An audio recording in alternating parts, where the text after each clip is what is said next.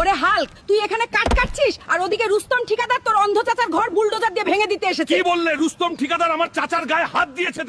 চাচা আমাকে নিজের ছেলের মতো মানুষ করেছে, সেই চাচার ঘর আমি ভাঙতে দেব না। আজ রুস্তমের শেষ দিন।